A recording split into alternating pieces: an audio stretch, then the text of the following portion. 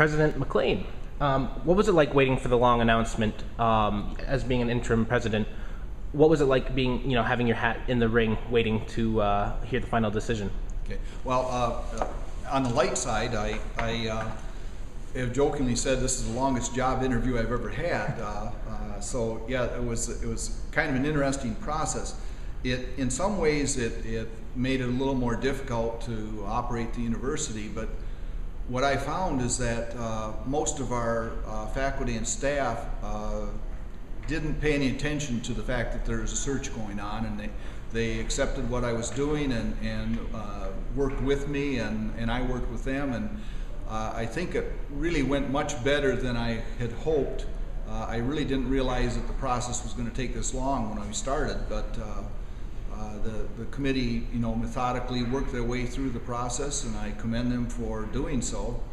But overall, it wasn't a bad experience. I wouldn't. It's kind of like some people say about their military experience. It was good for me, but I wouldn't want to do it again. Same here. I wouldn't want to be this long of an interim again.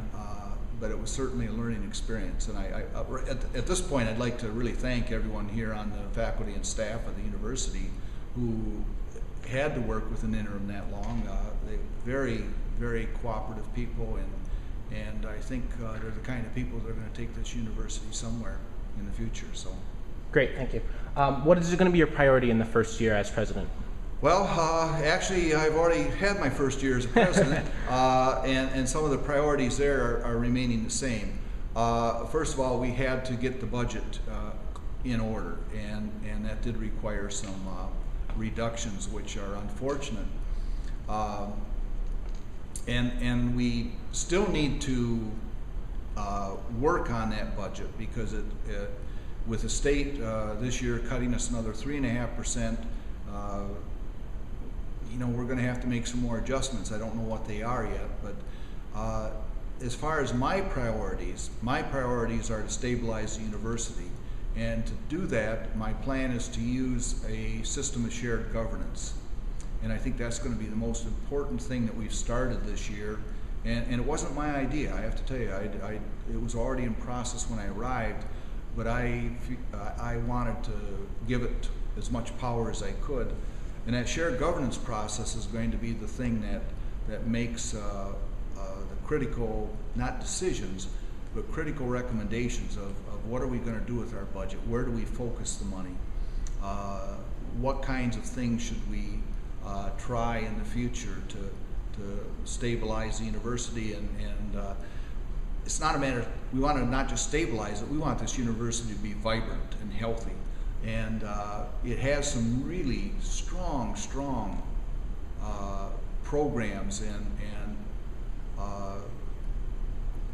I just feel like it's positioned so well to move into the future as the state's economy improves. And the key is going to be making sure that we do that. Great. Awesome. Okay. I just learned that you are recently an implant here. In 1995, you actually came in to be the superintendent of the Sioux schools. What is it like to be the president now of the university in that same town that you've been here for so long in? Well, first of all, it's an honor because when you apply for a job in your own hometown,